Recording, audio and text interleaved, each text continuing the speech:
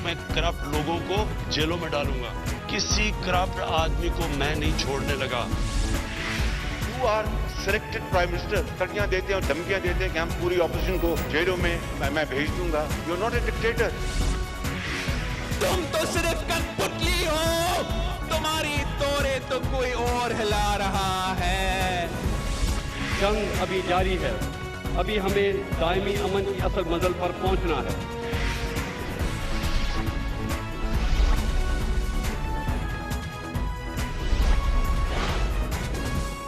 आप देख रहे हैं खबरों, तबसरों और तज्जियात पर मबनी पाकिस्तान का सबसे मोतबर न्यूज शो दुनिया, कामरान खान के साथ। अस्सलाम वालेकुम, मैं हूं कामरान खान।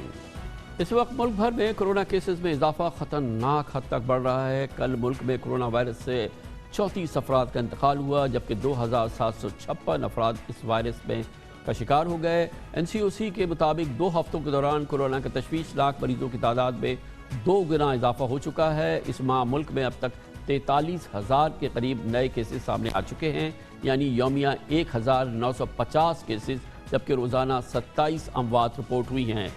इन्फेक्शन रेट भी अब 7.5% तक पहुँच चुका है। सिंध में हालात और भी ख़राब हैं।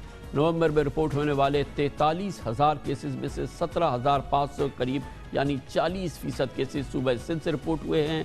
सिंध में यौमिया केसेस की तादाद 800 के करीब है, जबकि इन्फेक्शन रेट 9.6% रहा है।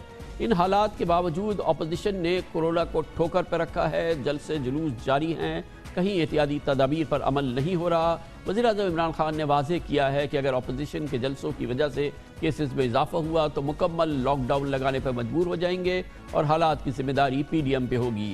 अपोजिशन की जमातों की इस रविश की वजह से एक तरफ तो हुकूमती इक़दामात के बरखिलाफ वफाकी वज़रा भी जलसा कर रहे हैं और दूसरी जानिब अपोजिशन के जलसे भी जारी हैं।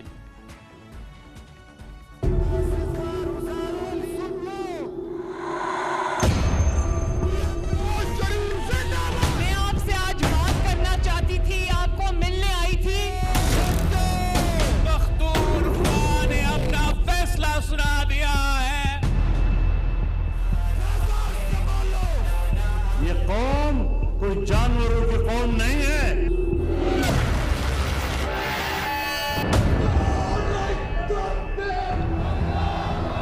आपने वादा किया था 1 करोड़ आवाम को मैं रोजगार दूंगा, आपने 35 लाख लोगों को बेरोजगार बनाया।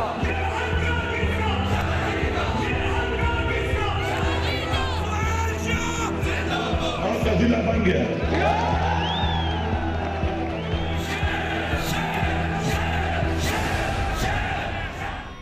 हफ्ते के रोज़ भी लाहौर में लाखों अफराद पर मुश्तमिल तारीख़ी अवामी इज्तिमा हुआ और यकीनन ये लाहौर की मीनार मस्जिद में अल्लामा खादिम हुसैन रिजवी की नमाज जनाजा के लिए पूरे पाकिस्तान से लोग अक़ीदतमंदों ने एक बहुत बड़ी तादाद में शिरकत की।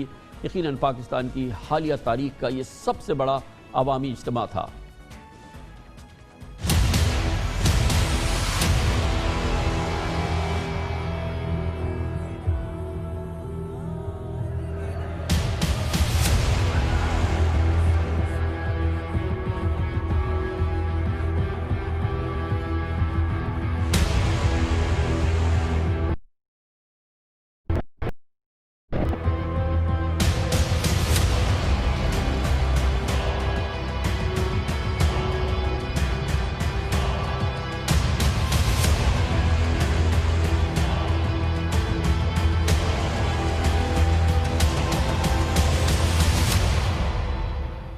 दूसरी लहर के बायस केसेस में भी तेज़ी से इजाफा हो रहा है। आज हुकूमत ने मुल्क भर में 26 नवंबर से 10 जनवरी तक तमाम तालीमी इदारे करने का बिलाखिर ऐलान कर दिया बंद करने का।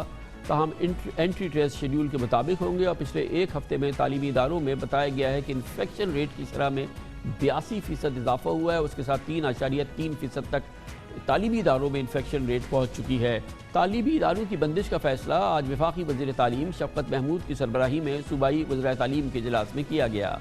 26 नवंबर से 24 दिसंबर तक पाकिस्तान के तमाम तालीमी इदारे जो उन सारों में घर से पढ़ाई यानी कि वो बंद हो जाएंगे, तालीमी इदारों में बच्चे नहीं आएंगे और वो घर से बैठ के अपनी जो तालीम है उसको जारी रखेंगे। होमवर्क है वो जहाँ पे ऑनलाइन है वहाँ पे ऑनलाइन होगा, जहाँ पे ऑनलाइन नहीं है वहाँ पे असातिज़ा जो है वो होमवर्क प्रिस्क्राइब करेंगे। 25 दिसंबर से लेके 10 जनवरी तक सर्दियों की तातीलात होंगी। बच्चों के जितने इम्तिहानात दिसंबर में होने थे वो सारे के सारे जो है मिड जनवरी जो है उस वक्त तक पोस्टपोन कर दिए गए हैं। बहुत ही एक बार फिर कठिन सूरत हाल है और एक बार फिर इस पर बात करने के लिए हमें ज्वाइन कर रहे हैं जनाब doctor Javed Akram, vice chancellor university of health sciences Lahore. बहुत बहुत शुक्रिया डॉक्टर साहब, आपने हमें ज्वाइन किया। एक बार फिर वही माहौल जो हमने इस साल के शुरू में देखते चले आए हैं, कितनी तशवीशनाक ये सूरत हाल है और हम किस जानिब बढ़ रहे हैं आपके अंदाज़ों के मुताबिक? बहुत शुक्रिया कामरान भाई। देखें, जैसे पहले भी आपसे बात होती रही कि ये परसेप्शन ही गलत है कि ये बीमारी आती है और फिर ख़त्म हो जाती है और फिर दोबारा आती है। जब से दिसंबर 2019 से ये शुरू हुई है, कोई भी ऐसा मुल्क नहीं है कि वहाँ ज़ीरो केस रिपोर्टिंग हुई हो। तो इसलिए ये तो एक तसलसल कांस्टेंट फिनोमिनन है और जो हमें मेरा ख़्याल है अगले 3 साल के लिए बर्दाश्त करना पड़ेगा। जब भी हम SOPs जिनमें सोशल डिस्टेंसिंग, फ़िज़िकल डिस्टेंसिंग और मास्क का पहनना और हैंड हाइजीन छोड़ेंगे तो ये एस्केलेट करेगी और जब ये हम इनकी इन्फोर्समेंट किसी भी वजह से किसी तरीके से लॉकडाउन के बगैर करेंगे तो ये बेहतर हो जाएगी। तो ये तो सारा इसका रिस्पॉन्स जो डिज़र्व करती है ये वायरस वो यही है कि इसको हम कॉन्स्टेंटली एक थ्रेट परसेप्शन रखें और अपनी ज़िंदगियों को उस तरह बदल रखें। अपनी चाहे हमारी वो समाजी महफ़िलें हैं, चाहे दीनी महफ़िलें हैं, चाहे वो सियासी महफ़िलें हैं, चाहे वो कोई जनाजे हैं, चाहे कोई भी जलसे जुलूस हैं, इनके से इज्तनाब करेंगे तो फिर तो ये कंट्रोल में रहेगी। वरना यही कुछ होगा जो अभी हुआ है कि आपका 1 घंटे का प्रोग्राम में 4 लोगों ने जान से हाथ धो बैठे होंगे। तो अनफॉर्चुनेट चीज़ है कि ये एस्केलेट हो रही है और अगर हमने अभी भी इसको सीरियसली नहीं लिया और बड़े कैजुअली लिया और यही सोचा कि शायद ये है भी कि नहीं और हम अफेक्ट होंगे भी कि नहीं, तो फिर बहुत बड़ी प्राइस हमें पे करनी पड़ेगी। डॉक्टर साहब फिर क्या करें, क्योंकि लोग तो नहीं मान रहे ना। आपने देखा कि कितने बड़े बड़े इज्तिमात हो रहे हैं, जलसे हो रहे हैं, जुलूस हो रहे हैं, ये तमाम चीज़ें हो रही हैं। जनरली भी पब्लिक जो है इट्स नॉट। हुकूमत क्या कर सकती है अब इस सिलसिले में? जाहिर है कि एक हद तक हुकूमत कुछ कर सकती है, फिर इकॉनमी के मसाइल हैं, फिर रोज़गार के मसाइल हैं, फिर बड़े मसले हैं। ये पूरा मुल्क ही एक बहुत ही मुश्किल सूरत हाल में है। देखें कामरान, तालीम सबसे ज़रूरी होती है या इंडस्ट्री सबसे ज़रूरी होती है या मईशत के लिए रोज़गार ज़रूरी होता है। मैं समझ रहा हूँ कि ये जो इस वक्त सियासी माहौल है इसमें तो कमी लाई जा सकती है और मैं जिनको हमारा रोल मॉडल होना चाहिए वो तो ज़ाहिर है सबसे इम्पॉर्टेंट तो इस वक्त ह्यूमन लाइफ है। ये नहीं इम्पॉर्टेंट इस वक्त कि किस पार्टी में कितना क्राउड इकट्ठा कर लिया। और मैं समझता हूँ कि मौक़िफ़ देना है तो वो आपके चैनल्स के ज़रिए दिया जा सकता है। अपना शो ऑफ स्ट्रेंथ ही है जो कि रह जाती है। तो वो आई एम श्योर कि उनके करेक्टर की स्ट्रेंथ इस वक्त ज़्यादा इम्पॉर्टेंट है दैन शो ऑफ स्ट्रेंथ। और क्योंकि मैं समझता हूँ हमारे दीन में भी और बतौर इंसान भी एक ज़िंदगी की कीमत बहुत बड़ी है rather than all this politics या वॉट एवर। ये तो टोटली एक अननेसेसरी चीज़ है। तालीम अगर हम बंद कर सकते हैं तो आई एम श्योर कि ये तो उससे बहुत छोटी चीज़ है। तालीम ही कौमों को आगे लेके जाती है और अगर लोग तालीम याफ्ता होंगे तो अपने अच्छे लीडर खुद चुन लेंगे। तो इसलिए मैं समझता हूँ जब हमने उधर कंप्रोमाइज़ कर लिया और बिल्कुल सही किया और जब हमने अपनी स्कूलों कॉलेजों पे जो कि आखिरी होने चाहिए बंद होने की हद, तो इसके बाद मैं समझता हूँ कि गवर्नमेंट को अगर ये नहीं मानते तो इन्फोर्स करना पड़ेगा। लॉ इन्फोर्सिंग एजेंसी इसी का नाम तो गवर्नमेंट है। स्कूल्स बंद करने का आज फैसला किया। इससे पहले जो शादियां जो गैदरिंग होती हैं वो गवर्नमेंट ने कहा कि वो बंद कर देंगे। लेकिन यहाँ तो एक पॉलिटिकल टेम्परेचर चल रहा है, एक पूरा माहौल चल रहा है। पार्टीज़ कहती हैं, अपोजिशन पार्टीज़ कहती है कि हम किसी सूरत नहीं रुकेंगे। अभी आपने देखा परसों पेशावर का जलसा, कल पेशावर का जलसा हुआ है। इसमें तो एक बड़ी कॉन्फ्रंटेशन हो जाएगी ना। हुकूमत कहे हम रोकने की कोशिश करेंगे, वो कहे कि नहीं हमें जलसा करना है, और लोगों को तो इतनी ज़्यादा कोई फिक्र है नहीं। तो ये बहुत ही टाइट कॉर्नर में नहीं है हम। देखें, ये अनफॉर्चुनेट चीज़ है कि हमारे तलीम का मेयार ऑलरेडी इतना नहीं है और लोग इसको ये नहीं समझते। लोग किसी भी वजूहात की वजह से किसी पार्टी को रिप्रेजेंट करने आ जाते हैं। मैं समझता हूँ कि जब ऐसी सूरत हाल हो तो obviously stick and carrot policy होती है, ये तो दुनिया में सब जगह पे होती है कि दफ़ा 144 लगा के लोगों के इकट्ठे होने पे, इस दफ़ा 144 का मकसद ही ये है कि लोग इकट्ठे ना हों और इसको इन्फोर्स करना पड़ेगा, वरना तो गवर्नमेंट की अपनी रिट ख़त्म हो जाएगी। और जब गवर्नमेंट अपने जलसे नहीं कर रही, अपनी कांग्रीगेशन नहीं कर रही, तो ऑब्वियसली वो then they will be able to have a higher moral ground to get it enforced. कि जब वो खुद नहीं कर रहे तो उनके लिए ज़्यादा आसान हो जाएगा लोगों को इसको इन्फोर्स कराना, इस सेक्शन 144 को। थैंक यू सो मच, बहुत बहुत शुक्रिया। डॉक्टर जावेद अकरम हमारे साथ मौजूद थे। कमर्शियल ब्रेक, उसके बाद जिक्र होगा हुकूमत की भरपूर सरतोड़ कोशिश है कि नवाज़ शरीफ साहब को डिपोर्ट करा लिया जाए इंग्लैंड से। कानूनी तौर पे तो बहुत मुश्किल है बरतानिया का कानूनी निज़ाम, और फिर ये तमाम फ़ैसला बाहर अदालतों को करना है। बरतानवी हुकूमत का फ़ैसला हो भी जाए तो वह अदालत में चैलेंज होगा।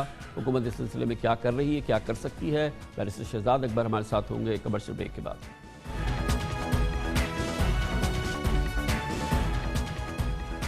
गुज़िश्ता रोज़ साबिक़ वज़ीर आज़म जनाब नवाज़ शरीफ और शहबाज शरीफ की वालदा का रज़ाए इलाही से लंदन में इंतकाल हो गया। इन्ना लिल्लाहि व इन्ना इलैहि राजिऊन। उनकी तदफीन पाकिस्तान में होगी, जिसके लिए उनका जस्द खाकी पाकिस्तान लाया जाएगा। साबिक़ वज़ीर आज़म नवाज़ शरीफ पाकिस्तान तशरीफ़ नहीं ला रहे हैं, आज ये बता दिया गया है। वो हुकूमती फ़ैसले और अदालत के हुक्म के बाद पिछले 1 साल से लंदन के एक में मुक़ीम हैं, जहाँ पर वो विज़िट वीज़ा पर गए थे। और बताया जा रहा है कि नवाज़ शरीफ की जानिब से ये विज़िट वीज़ा एक्सपायर होने के बाद इसमें मज़ीद एक्सटेंशन की दरख्वास्त दी गई है।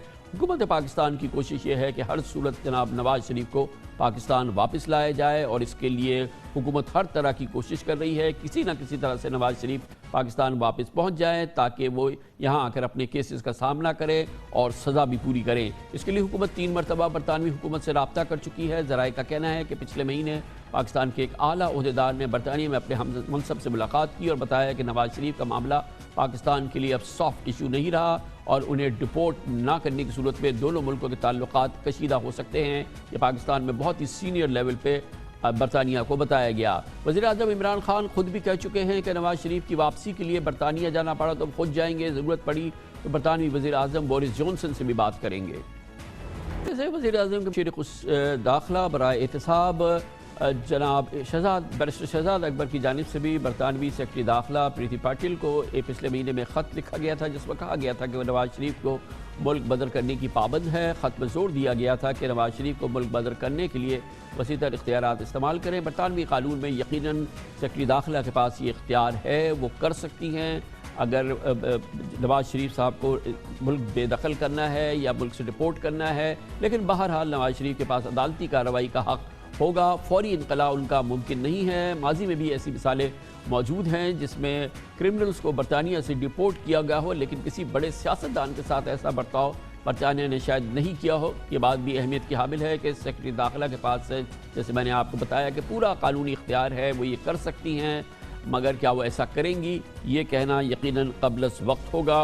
इस पूरे मामले पे पाकिस्तान की हुकूमत के लिए बहुत अहम मामला है। बात करने के लिए हमने दावत दी है।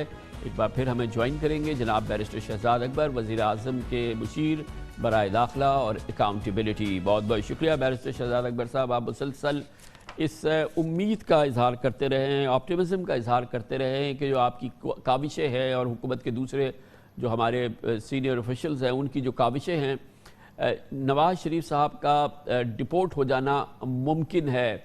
क्या बुनियाद है आपकी इस ऑप्टिमिज़म की? जी शुक्रिया कामरान साहब। देखिए, जो नवाज़ शरीफ साहब का डिपोर्ट होना है और इस बाबत जो हमने बरतानवी हुकूमत से ऑफिशली ये कहा भी है, तो ये हमने उनकी तवज्जो दिलाई है उनके अपने ही डोमेस्टिक कानून की तरफ, जिसके मुताबिक क्योंकि सबसे पहले यहाँ इस चीज़ को देखना ज़रूरी है कि नवाज़ शरीफ जो हैं वो एक सज़ा याफ्ता मुजरिम हैं। इनका केस इसहाक डार या सुलेमान शहबाज या बाकी जो भी लोग हैं उनसे मुख्तलिफ है कि वो सारे मुल्ज़मान हैं और अभी उन पे प्रोसिक्यूशन होना बाकी है। नवाज शरीफ साहब अपनी जेल की सज़ा काट रहे थे और स्पेशल सर्कमस्टांसिस पे वो बरतानिया गए with permission of the court, और उसके लिए उनको महदूद मुद्दत के लिए भेजा गया। अब जब वो वहाँ जाके बैठ गए तो वो उनकी बेल्स भी कैंसिल हो गई।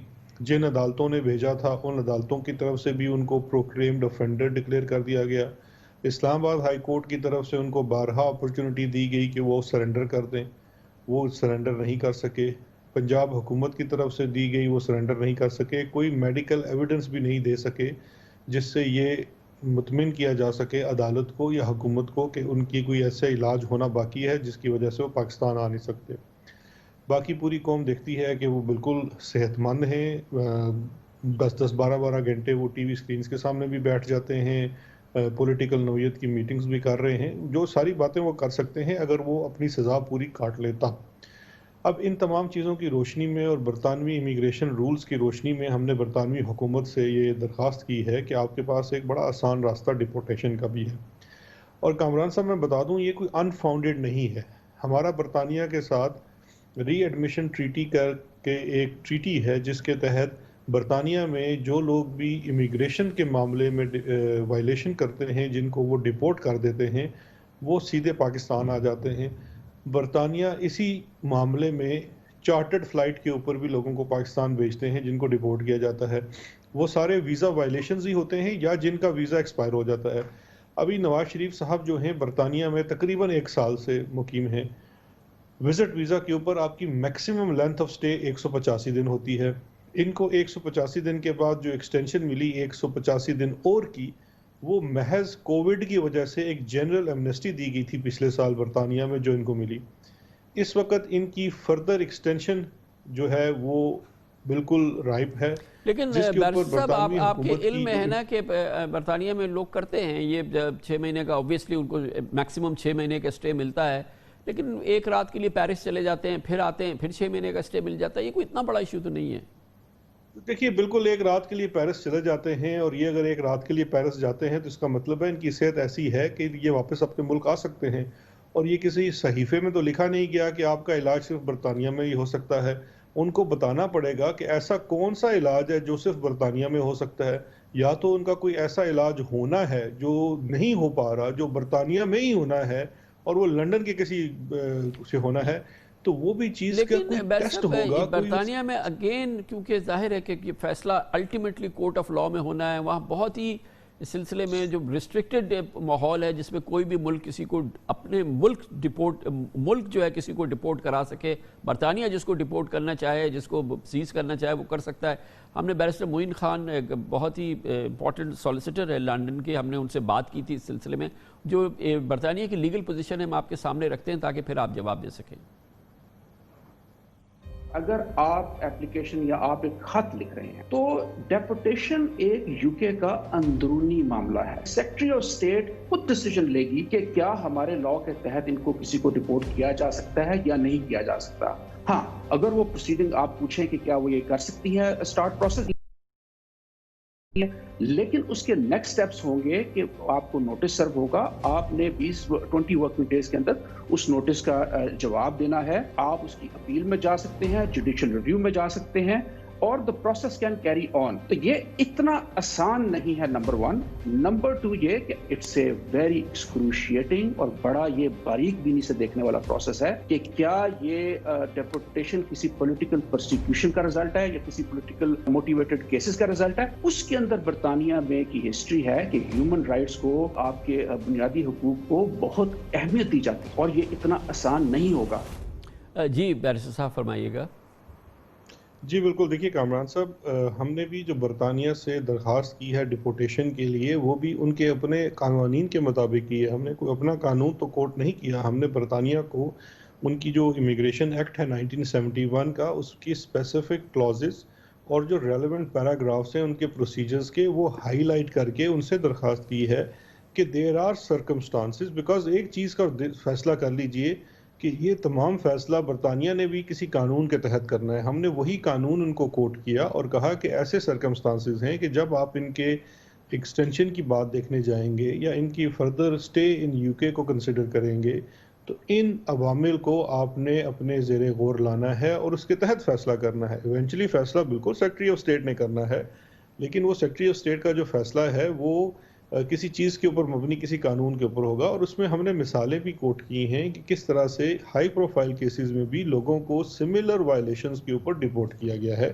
تو جہاں تک یہ کیس قانونی ہے وہاں پہ ایک پولیٹیکل بھی ہے. پولیٹیکل کانٹیکسٹ اس کیس کا یہ ہے کہ ہم یہ سمجھتے ہیں اور ہماری عدالتیں بھی یہ سمجھتی ہیں، ہماری اعلیٰ عدلیہ نے یہاں تک کہا ہے کہ اگر ایک شخص اس طرح سے چلا جاتا ہے اور وہ واپس نہیں آتا اور ایک قسم کی ہٹ درمی کرتا ہے تو وہ ہمارے نظام کا، جس میں عدالتی نظام بھی ہے، قانونی نظام بھی ہے، حکومتی نظام بھی ہے، اس کا مذاق اڑانے کے مترادف ہے. وہ وہاں بیٹھ کے ہم پہ ہنس رہا ہے. تو اس صورت ہم ہر ممکن کوشش اور ہر طرح کی اس میں ایفرٹ کریں گے جس میں ان کو واپس لانا ممکن ہو سکے. اب اس میں دو آپشنز ہیں، ایک آپشن ہے ڈیپورٹیشن کی اور ایک ہے ایکسٹریڈیشن کی. ایکسٹریڈیشن کی جو آپشن ہے وہ آپ سے کہیں نہیں جا رہی اور ڈیپورٹیشن کی آپشن بھی وہاں موجود ہے. دونوں صورتوں میں اس کے اوپر لیٹیگیشن بھی ہو سکتی ہے، بالکل ہو سکتی ہے. آئدر وے جو بھی سیکرٹری ہوم برطانیہ کے فیصلہ کریں اس کے اوپر میاں صاحب بالکل عدالت میں جا سکتے ہیں اور سارے ایڈمنسٹریٹو پروسیسز استعمال کر سکتے ہیں. بٹ جو گورنمنٹ آف پاکستان کو اپنی پولیٹیکل ول دکھانی ہے وہ تمام فورم کے اوپر دکھانی ہے، نہ صرف کہ ایک آپشن آپ نے یوٹیلائز کرنی ہے. تو ہماری جو ڈیپورٹیشن کی ریکویسٹ ہے وہ اسی چیز کے اوپر مبنی ہے کہ ہمارا ایک فرم ریزالو ہے، ہم انہیں واپس لانا چاہتے ہیں. تھینک یو سو مچ، بہت بہت شکریہ. بیرسٹر شہزاد اکبر ہمارے ساتھ موجود تھے. کمرشل بریک کے دوران نیوز ہیڈ لائن دیکھیں، جس کے بعد ہم اپنے پروگرام کے باقی حصے کے ساتھ واپس آتے ہیں.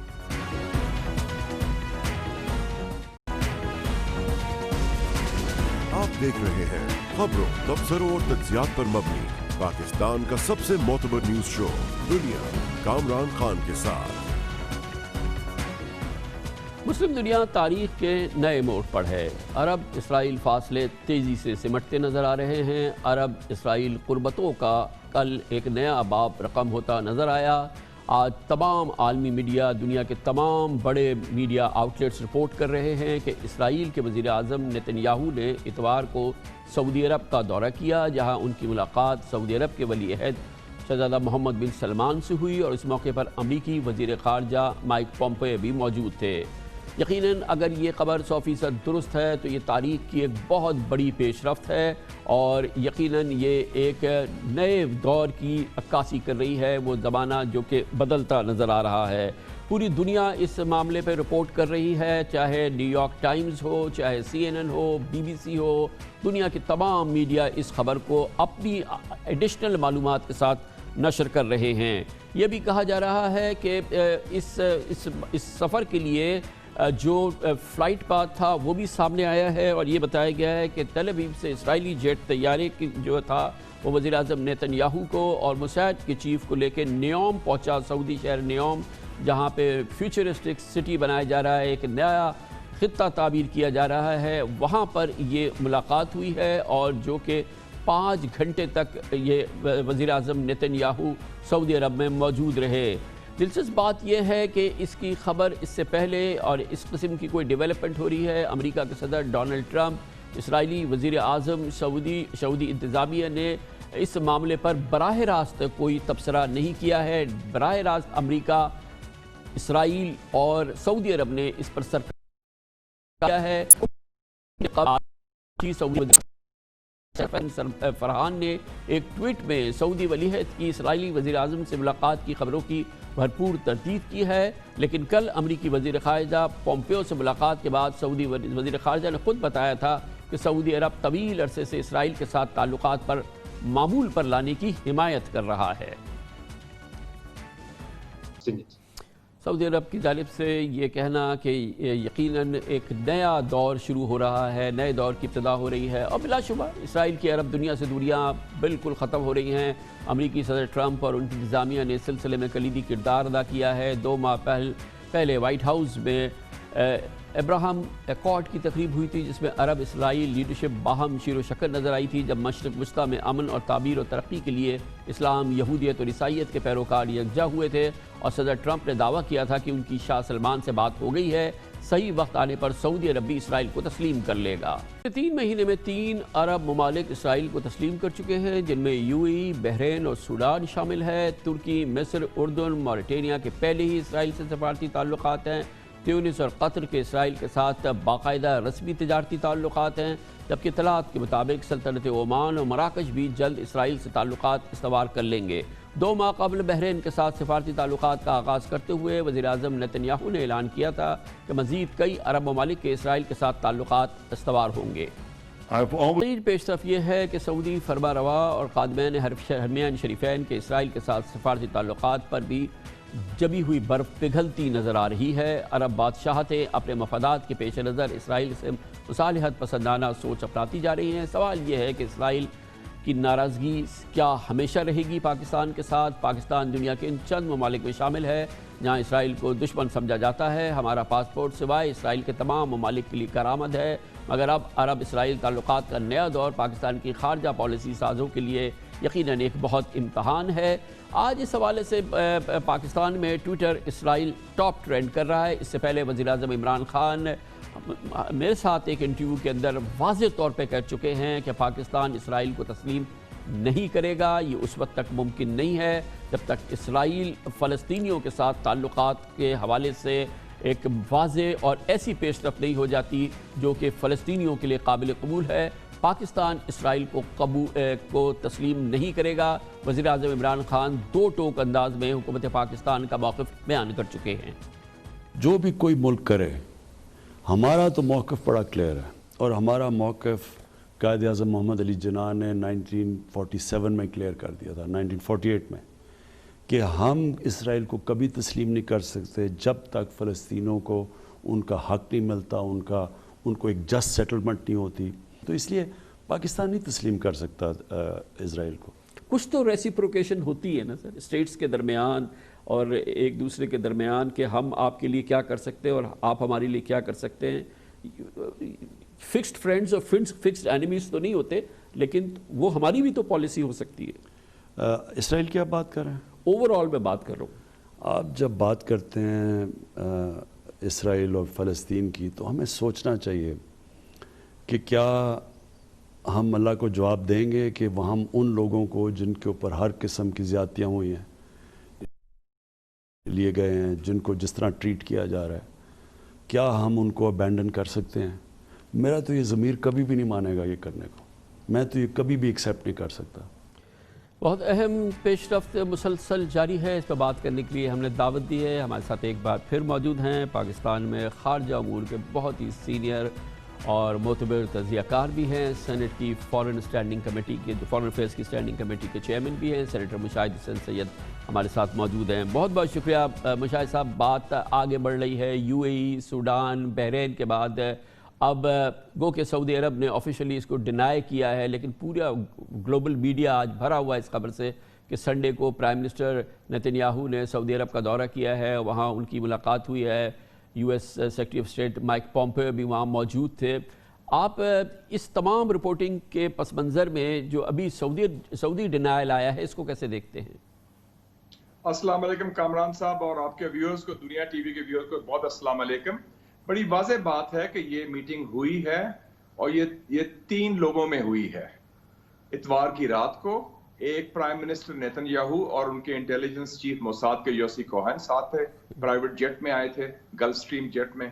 اس کے ساتھ امریکن وزیر خارجہ پومپیو وہ بھی موجود تھے، اور شہزادہ محمد بن سلمان موجود تھے۔ اور اس کی تصدیق آپ نے آج دیکھ لی کہ ان کی ایڈوائزرز نے کر دی تھی وال اسٹریٹ جرنل میں آج، اور میں دیکھ رہا تھا یروشلم پوسٹ اور ٹائمز آف اسرائیل، انہوں نے بڑا باقاعدہ ٹائم دیا، اس فلائٹ پر آئے، ادھر پہنچے اور یہ ہوئی۔ اور یہ میرے خیال میں سرپرائزنگ بات نہیں ہے، کیونکہ 3 نومبر کا جو الیکشن ہوا ہے جس میں بائیڈن اب صدر بن رہے ہیں امریکہ کے، وہ بہت بڑا دھچکا ہے سعودی عربیہ کے لیے۔ ان کے سارے انڈے جو ڈالے تھے، all the eggs were in Trump's basket، سارے وہ ٹرمپ کے اوپر امید لگائے ہوئے تھے۔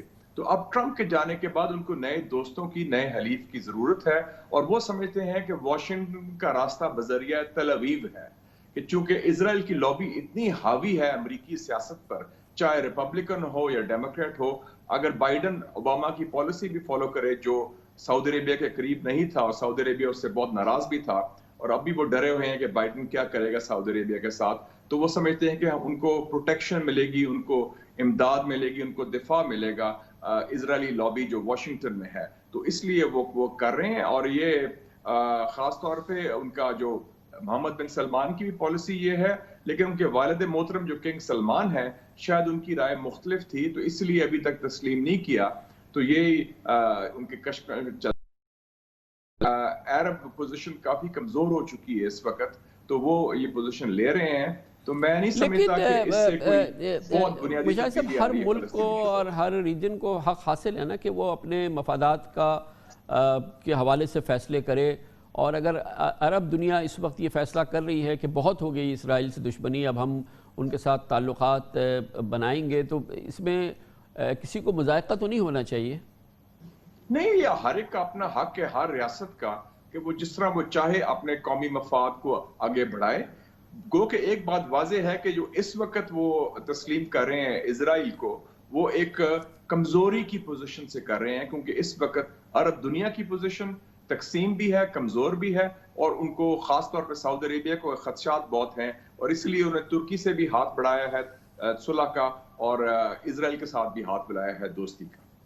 اس پس منظر میں آپ نے دیکھا کہ پاکستان کا ذکر بارہا ہوتا رہا ہے، اور ہم 25-30 سال سے دیکھ رہے ہیں جنرل ضیاء الحق کے زمانے سے کہ اسرائیل کے ساتھ ہمارے آفیشیل آبویسلی ریلیشن شپ نہیں ہے، لیکن بیہائنڈ دا سین تو ہم کب سے اسرائیل کے ساتھ یقیناً انڈائریکٹ کمیونیکیشن ہماری لیڈرشپ کا، اور مسلمان ممالک اور عرب دنیا کے اسرائیل کے ساتھ جو تعلقات تبدیل ہو رہے ہیں، اس پس منظر کے باوجود پاکستان کی دو ٹوک رائے ہے کہ وہ اس کیو میں نہیں شامل ہو سکتا جو کہ اسرائیل کو تسلیم کرنے والوں کی بن رہی ہے، اور وزیراعظم عمران خان نے اس سلسلے میں بڑے دو ٹوک بات کی تھی اب سے چند ہفتے پہلے مجھ سے۔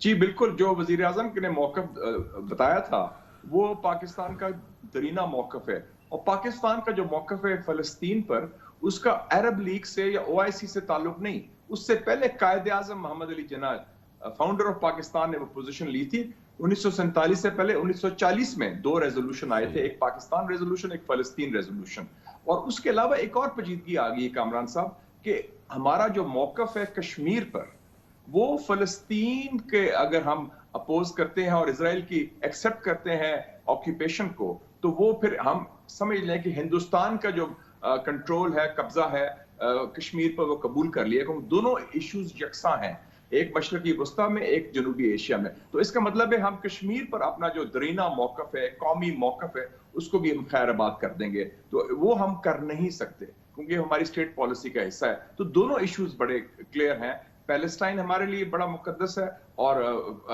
کشمیر جو ہے ہمارے لیے سر فہرست نمبر 1 ہے، تو دونوں ایشو منسلک ہیں۔ اور آپ نے دیکھا کہ یہ پوزیشن میاں صاحب نے بھی لی تھی، ذوالفقار علی بھٹو نے تو فوج بھیجی تھی۔ ہم پاکستان واحد ملک ہے دنیا میں جو عرب ملک نہیں ہے، لیکن اس نے 2 جنگیں لڑی ہیں اسرائیل کے خلاف، 1967 میں فیلڈ مارشل ایوب خان کے زمانے میں، اور 1973 میں پرائم منسٹر ذوالفقار علی بھٹو صاحب کے زمانے میں، ایک اردن کی طرف سے 67 میں اور ایک شام کی طرف سے 73 میں۔ تو ہمارا تو اس حد تک ہم گئے ہیں جو میرے خیال میں اور کوئی مسلمان ملک نہیں جا سکا۔ تو ہماری بڑی کاوشیں ہیں، قربانیاں ہیں فلسطین کاز کے لیے، اور اس لیے ہمارا ایک خاص یونیک کردار ہے، اور اسی حوالے سے ہمارا جو موقف کشمیر پر ہے ایک بڑا بااصول موقف ہے، اور اس میں کے لیے بھی ہم پوری قربانی دینے کو تیار ہیں انشاءاللہ۔ تھینک یو سو مچ جناب مشاہد حسن سید ہمارے ساتھ موجود ہیں۔ اسی پس منظر میں یہ بات بہت اہم ہے کہ پاکستان کا عظیم دوست ترکی، وہ پہلا اسلامی ملک تھا، شاید بڑا اسلامی ملک جس نے کہ اسرائیل کے ساتھ باقاعدہ تعلقات استوار کیے، اور پھر اسرائیل کے ساتھ اس کے بڑے قریبی تعلقات رہے ہیں۔ ترکی کے پس منظر سے اور اس کے پرسپیکٹو سے اسرائیل اور مسلم دنیا کے تعلقات، ان تمام امور پہ بات کریں گے ایک چھوٹے سے وقفے کے بعد۔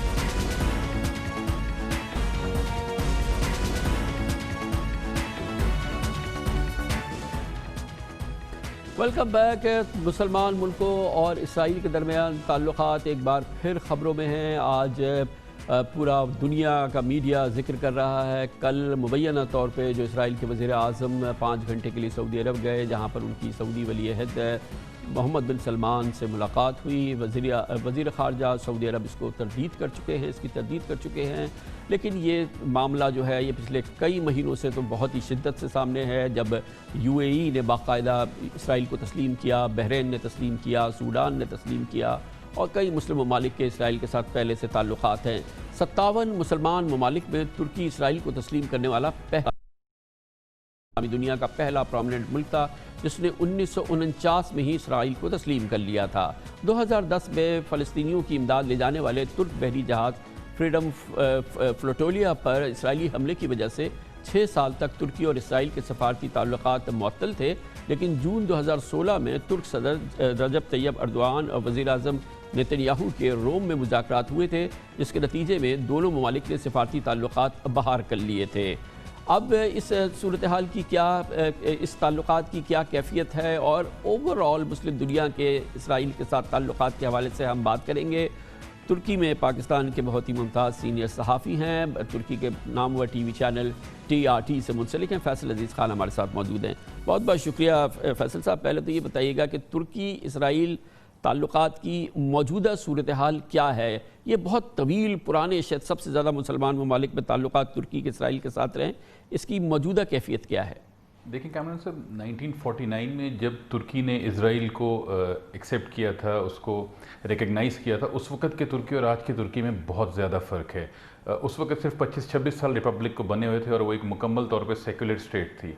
اس وقت بھی ترکی ہے تو سیکولر اسٹیٹ, لیکن رجب طیب اردوان, صدر اردوان جو ہیں, ان کے اسلامک ویوز زیادہ ہیں اور فلسطین کے کاز سے وہ بہت زیادہ کمیٹیڈ ہیں.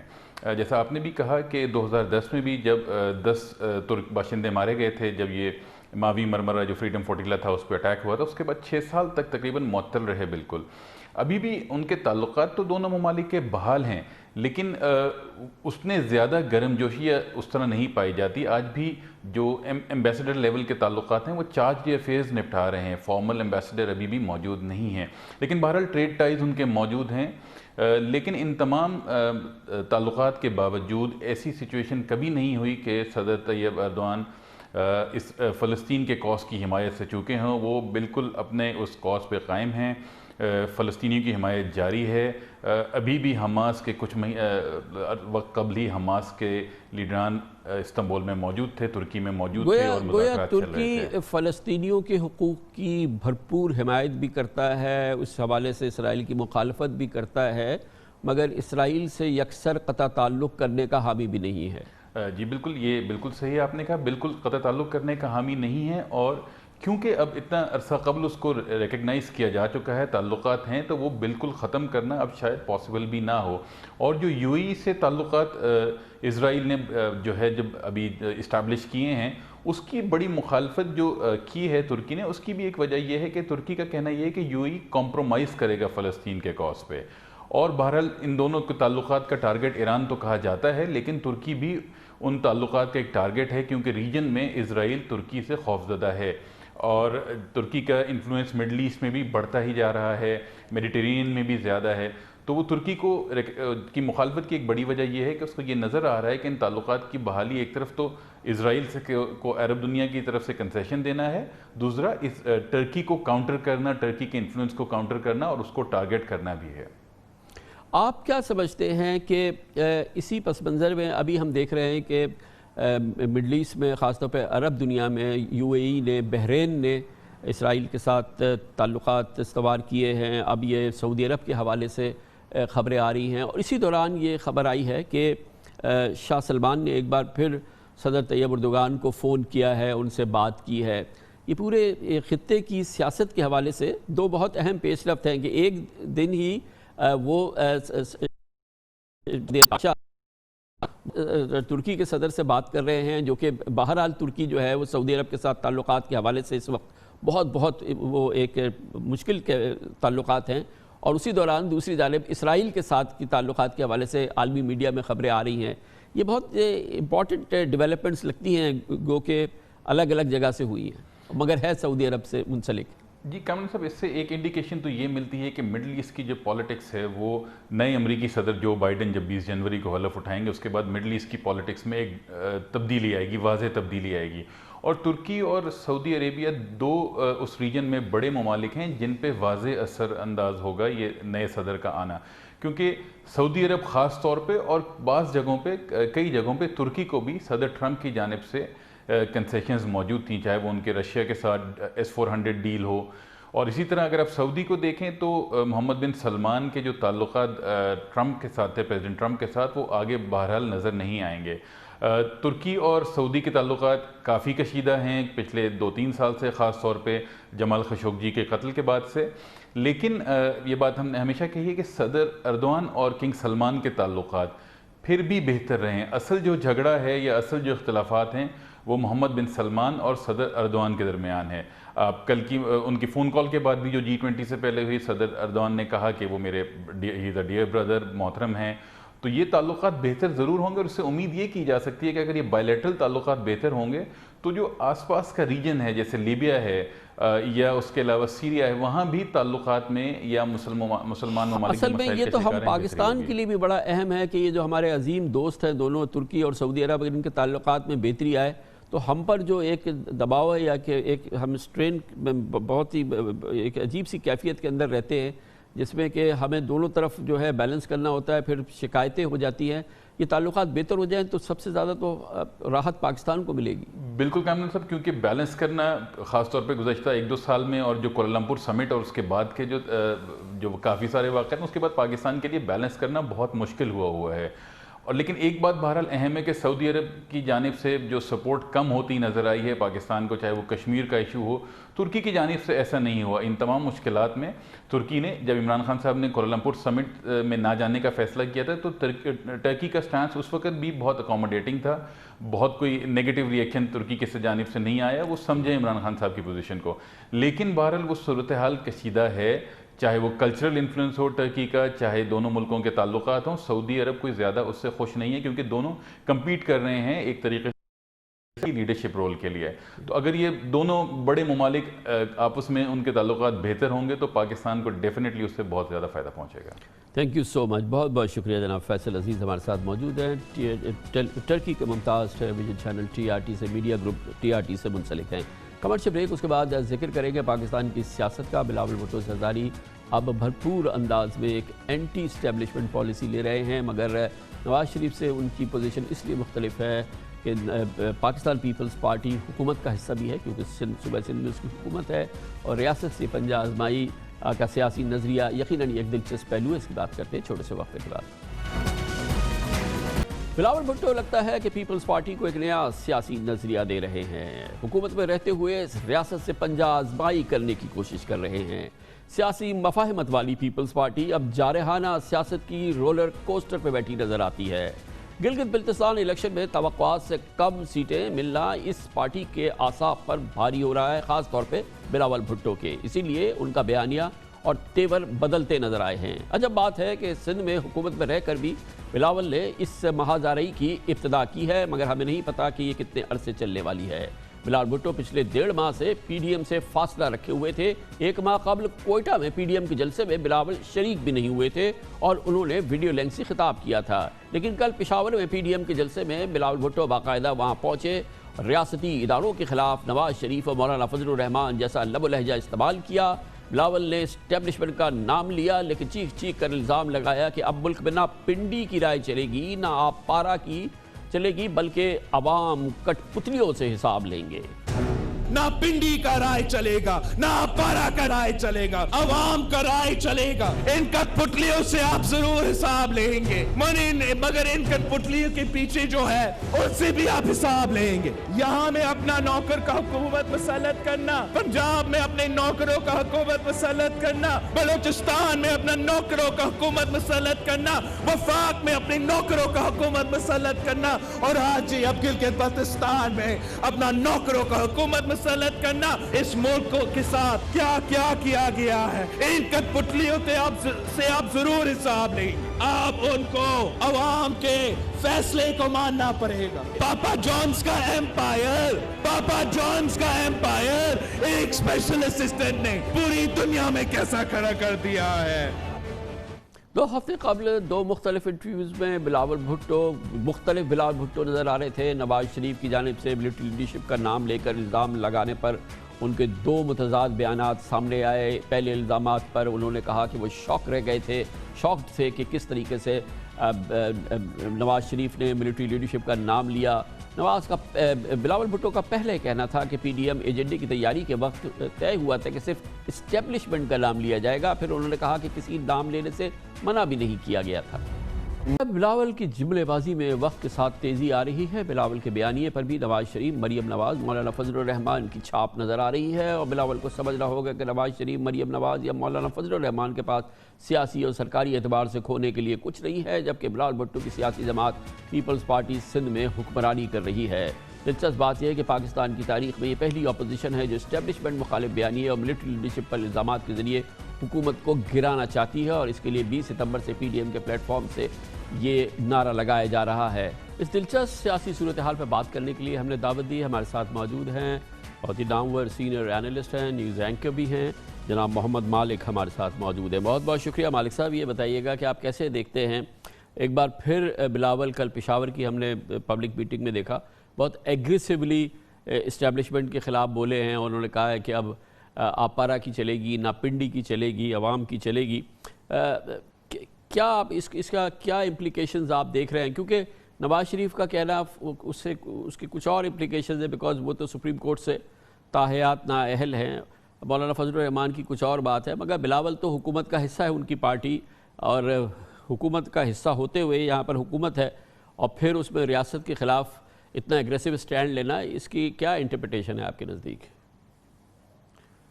کامران، اس میں 2-3 چیزیں ہیں، یہ کمبینیشن ہے. ایک آپ نے دیکھا کہ میاں صاحب سے بات ہوئی، زرداری صاحب کی 2 ٹیلی فون کالز ہوئیں. میری اطلاع کے مطابق زرداری صاحب کی یہ اسیسمنٹ آئی ہے کہ میاں صاحب بہت زیادہ ایگریسو ہیں، اور وہ سمجھتے ہیں کہ ان کے ایلائی جونس ہیں ان کے ساتھ اس طرح چل نہیں رہے. آئی تھنک زرداری صاحب تھوڑا سا وہاں بھی زیادہ بیلنس کھیل رہے ہیں. تاثر یہ دینا چاہتے ہیں نواز شریف صاحب کو بھی کہ وہ ان کے ساگرچہ اس حد تک نہیں ہیں. پھر جی بی کا الیکشن بڑا امپورٹنٹ تھا. پیپلز پارٹی کی جو اعلیٰ قیادت ہے، obviously آف دا ریکارڈ بات کرتی ہے، ان میں ایک آپ کو سینس آف بیٹریل نظر آتا ہے. وہ کہتے ہیں کہ جی جو ہمارے ساتھ سینٹ میں ہوا تھا ہمارے ساتھ پھر کچھ ویسا ہی ہاتھ ہو گیا جی بی میں. جی بی 2009 میں آپ کو یاد ہوگا 15 سیٹس تھیں ان کے پاس، پھر 2015 میں 1 سیٹ تھی، اب 3 سیٹس ہیں. فار سم ریزن، یہ ان کو بہتر پتہ ہوگا، میں کوئی چیز کہنا نہیں چاہتا، وہ اس چیز پہ کنفرم تھے، بڑے یقین تھا ان کو کہ ہماری 4 سے کم از کم 4-5 سیٹس ہوں گی. تاثر یہ ان کا تھا، دیا گیا یا ان کا اپنا تاثر تھا، ایکسپیکٹیشن تھی، ہمیں نہیں پتا. لیکن یہ تھوڑا سا بارگیننگ چپ بھی اب اس وقت ہو رہا ہے، کیونکہ جتنا نواز شریف صاحب کا وزن بڑھ رہا ہے، اپنے بیانیہ ان کا پی ڈی ایم میں زیادہ تھوڑا سا بھاری ہو رہا ہے، باقی لوگ بھی زیادہ بولنا شروع ہو گئے ہیں. آئی تھنک کہ یہ ایک بارگیننگ چپ ہوگا. لیکن نواز Sharif has nothing to loose, اور یہ سب کو پتہ ہے کہ جی نواز شریف کا پی ایم ایل این میں بھی ایک گڈ کاپ کا اپنا الگ ایک پورا ایک سیگمنٹ ہے، اور ایک بیڈ کاپ کا سیگمنٹ ہے، تو وہ بڑے اس معاملے میں سیکیورڈ ہے کیونکہ Nawaz Sharif has nothing to lose. Bilawal اور پیپلز پارٹی کا دوسرا معاملہ ہے، وہ تو ایک حکومت کا حصہ ہے، ان کے پاس ان کی حکومت ہے، وہ ریاست کا حصہ ہے. I think they can't have the cake and eat it too. یہ ذرا سا مشکل ہو جائے گا ان کے لیے. نہیں، you can have but bake it too نا. آپ کراچی میں دھندے کی زبان سارے سمجھتے ہیں، بھاؤ بڑھانا. زرداری صاحب بھاؤ بڑھا رہے ہیں اپنا.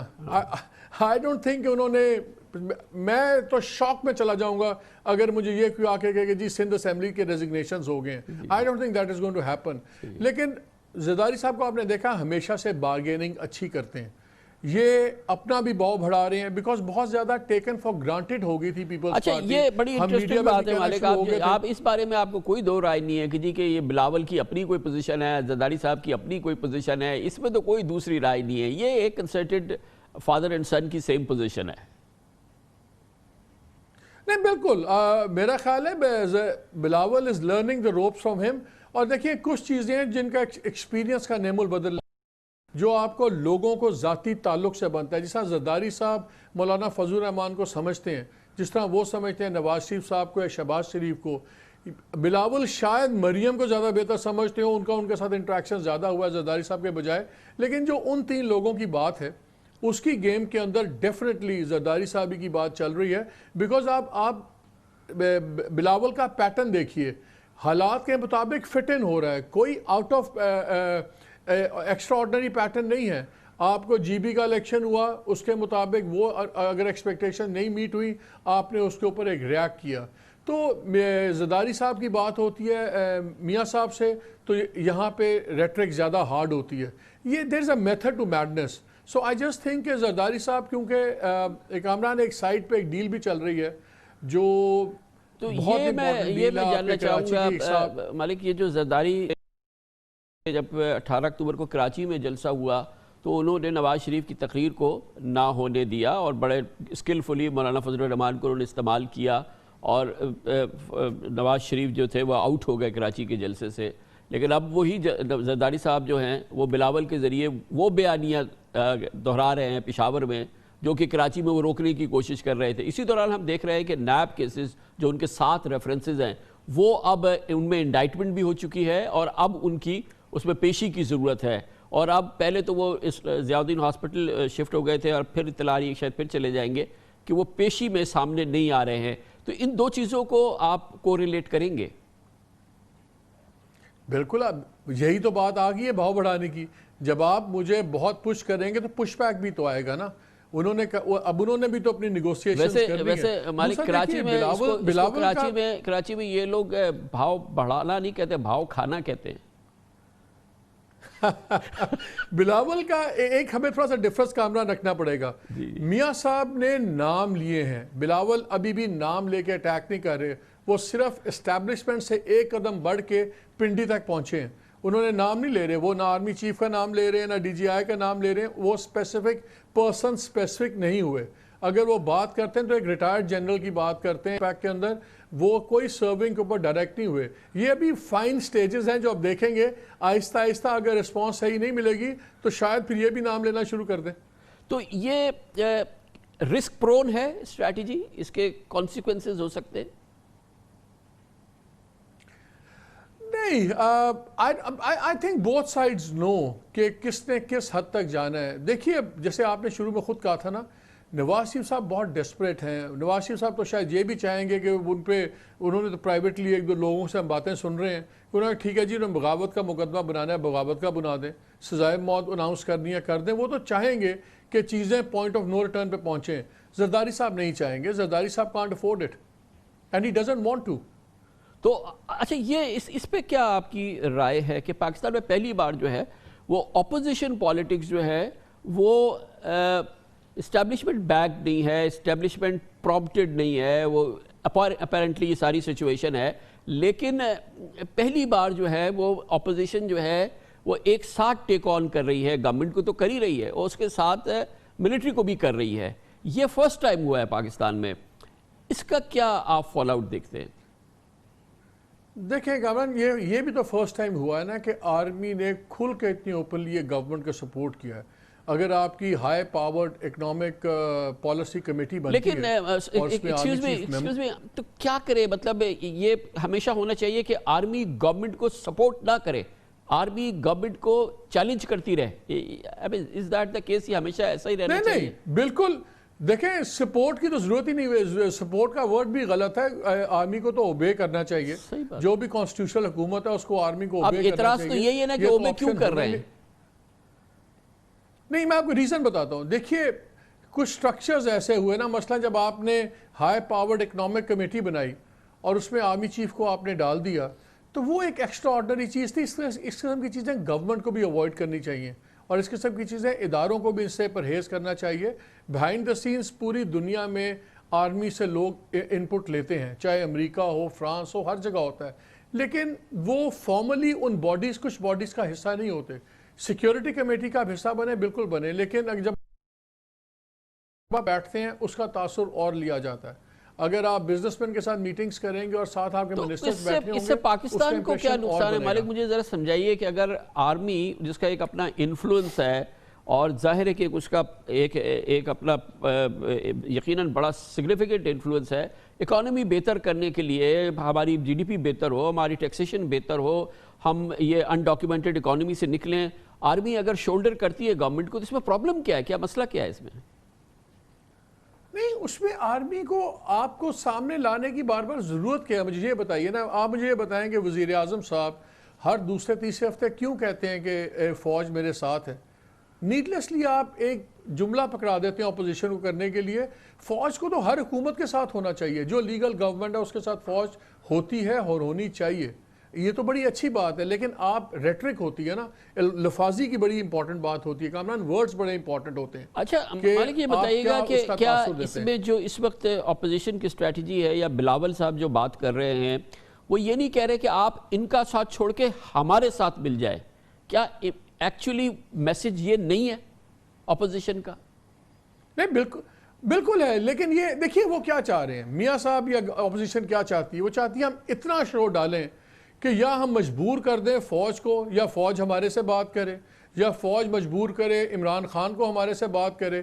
اور اگر یہ دونوں معاملات نہیں ہوتے تو ہم اتنا فوج کو رگیت دیں اور اس کو اتنا کنٹروورشل بنا دیں کہ فوج دونوں کو رخصت کرے، تاکہ ایک نئے کیوس کے اندر سے ایک نیا آرڈر نکلے جس میں شاید نواز شریف کی اور باقیوں کی جگہ بن جائے. وہ تو ڈیسپریٹ ہیں، وہ تو چاہیں گے ایک بالکل کیوس ہو. They don't mind a military takeover, or do they actually want a military takeover?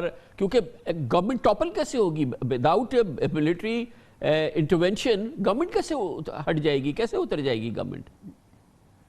نہیں اترے گی، لیکن میرا خیال ہے کہ نواز شریف صاحب جو ہیں ان کو کوئی اعتراض نہیں ہوگا کہ اگر ملٹری ٹیک اوور بھی ہو جائے، بیکاز ان کے کانسیپٹ سب کے بڑے کلیئر ہیں. اگر جمہوریت تبھی ہے اگر ہم اس کے اندر ریلیونٹ ہیں، اگر ہم نہیں ہیں تو پھر ٹھیک ہے.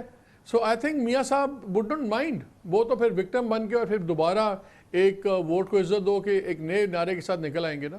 ڈیسپریٹ ٹائمز میں لوگ ڈیسپریٹ حرکتیں کرتے ہیں انفارچونیٹلی. تو یہ جو حکمت عملی ہے اپوزیشن کی، اس نے اور مضبوط نہیں کر دیا ہے جو گورنمنٹ ہے اور جو اس کے ساتھ جو ملٹری اسسٹنس اس کے ساتھ اویلیبل ہے، جو ایک کمبینیشن جس کو ہم کہتے ہیں ایک ہائبرڈ نظام پاکستان میں پہلے کام کر رہا ہے، یہ اپوزیشن کی حکمت عملی نے اس کو مزید توانا نہیں کر دیا ہے؟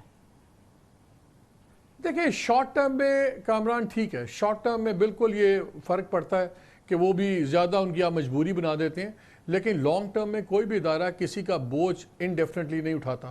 Every body has to carry their own cross. اگر گورننس اس طرح نہ ٹھیک ہوئی، اگر پنجاب میں حالات ٹھیک نہ کیے گئے گورننس کے اور ڈیولپمنٹ کے، تو پھر یہ چاہے عمران خان ہو کوئی بھی ہو، فوج ساری زندگی اپنے کاندھے پہ لادے نہیں کرے گی. اپنی کاسٹ کے اوپر کوئی ادارہ کسی کے ساتھ انڈیفینیٹلی نہیں کرے. لیکن کیا 5 سال نہیں چلنے دینا چاہیے اس گورنمنٹ کو؟ آخر زرداری صاحب کی 5 سال حکومت چلی ہے، فار آل دا ایشوز جتنے بھی ان کے ساتھ رہے، پھر نواز شریف کی رہی، تمام جتنے بھی ایشوز رہے ان کی 5 سال پی ایم ایل این کی حکومت رہی. تو یہ کیسے ممکن ہے کہ اس کا کسی صورت سے بریک اپ ہو جائے یہاں پہ؟ اور وہ کیسے ممکن ہے وداؤٹ ملٹری انٹرونشن؟ جب آپ کہتے ہیں کہ فوج بوجھ نہیں اٹھائے گی تو کیا فوج اتار کے پھینک دے گی؟ نہیں، دیکھیے ان کا کیا کہنا ہے، پرائیویٹلی کیا کہتے ہیں، کہتے ہیں جی ہم یہ چاہتے ہیں کہ جو ایکسیپشنل سپورٹ آ رہی ہے وہ سپورٹ نہ کریں. ہمارے لوگوں کو جو سا وہ کلیم یہ کرتے ہیں کہ جی ہمارے لوگوں کو تنگ کیا گیا، جس طرح جی بی کے اندر جی ہمارے لوگ توڑ دیے گئے. ہر ایک جتنے منہ اتنی باتیں آپ کچھ کہہ نہیں سکتے. لیکن ایشو یہ ہے ہمارے ملک میں آئیڈیلی الیکٹورل ریفارمز ہونی چاہیے، 4 سال ٹینیور ہونی چاہیے. 5 سال ہمارے میں صبر نہیں ہے، نہ ہمارے لوگوں میں، نہ ہماری پارٹیز میں. 4 سال پارلیمنٹ کی ٹرم کریں اور آگے چلیں. لیکن دیکھیے پلیز مجھے یہ سمجھائیے کہ شکایت آرمی سے ہے، ملٹری چیف سے، آرمی چیف سے شکایت ہے. ابھی کتنے سال بھی نہیں ہوا ہے نا کہ آپ سب نے مل کے ان کو ایکسٹینشن دلائی ہے. کچھ اس کے بدلے آپ شاید کچھ ایکسپیکٹ کر رہے تھے، نہیں ہوا نا.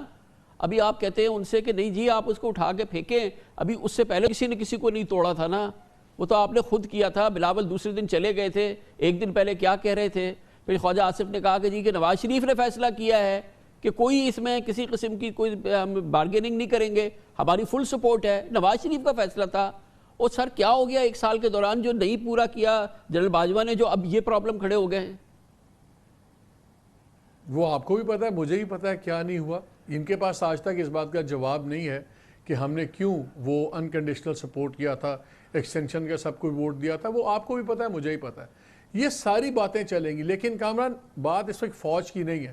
فوج کو وہ زیادہ پریشرائز کرنے کے لیے، جب پریشر ٹیکٹک ڈالنے کے لیے ڈالتے ہیں. اصل مسئلہ آئے گا گورننس کا. گورنمنٹ اگر اپنی گورننس بہتر بناتی ہے، نہ اس کو فوج کی ضرورت ہے، نہ اس کو امریکہ کی ضرورت ہے، وہ خود ہی کافی ہوتی ہے کافی. لیکن اگر گورننس ایسے ہی چلی، مہنگائی کنٹرول نہ ہوئی، اگر یہ ایک ایلیمنٹ آف ہوپ اس طرح بلڈ نہ ہوا جس طرح لوگ نوکریوں کے بارے میں پریشان ہوں، چیزوں کے بارے میں، وہ اصل خطرہ ہے. اپوزیشن اتنا بڑا خطرہ گورنمنٹ کے لیے کوئی نہیں ہے اس وقت. آئی تھنک زیادہ خطرہ دوسری چیزیں ہیں.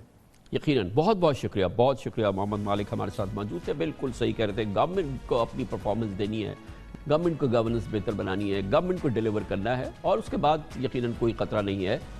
کے ساتھ ہی ہمارے آج کے پروگرام کا اختتام ہوتا ہے. کل آپ سے پھر ملاقات ہوگی انشاءاللہ. کل تک کے لیے کامران خان کو اجازت. اللہ حافظ و ناصر.